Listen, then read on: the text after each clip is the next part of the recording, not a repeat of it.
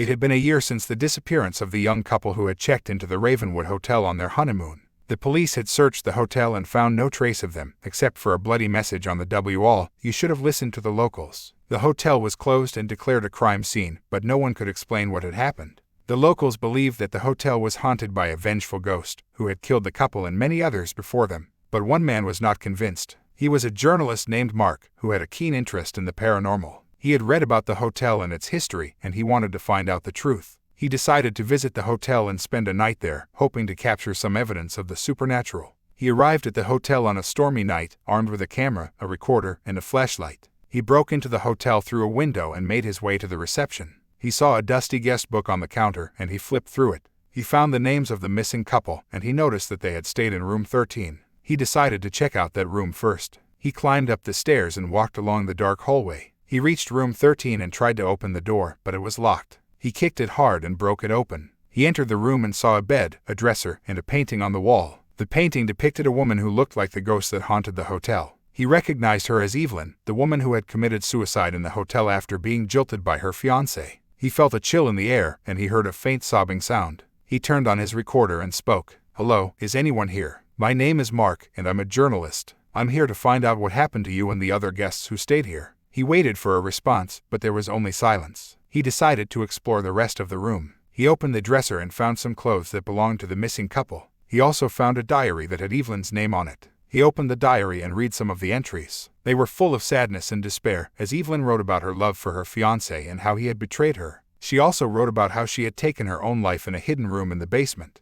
Mark felt sorry for Evelyn, but he also felt curious about the hidden room. He wondered if he could find it and see what secrets it held. He decided to go to the basement and look for it. He left room 13 and headed downstairs. He reached the basement door and opened it. He saw a dark and damp corridor that led to several rooms. He walked along the corridor, shining his flashlight on each door. He came across a door that had no number or sign on it. It looked different from the other doors, as if it had been added later. He tried to open it, but it was locked. He noticed a small keyhole on it. He remembered that he had seen a key on Evelyn's diary. He ran back to room 13 and grabbed the diary. He took out the key and ran back to the basement. He inserted the key into the keyhole and turned it. The door opened with a creak. He entered the hidden room and saw a sight that made him gasp. The room was full of corpses. They were piled up on each other, some fresh and some decayed. They were all guests who had stayed at the hotel over the years, including the missing couple. Mark felt sick and terrified. He realized that he had stumbled upon Evelyn's grave, where she had buried her victims. He heard a voice behind him. "Welcome to my tomb."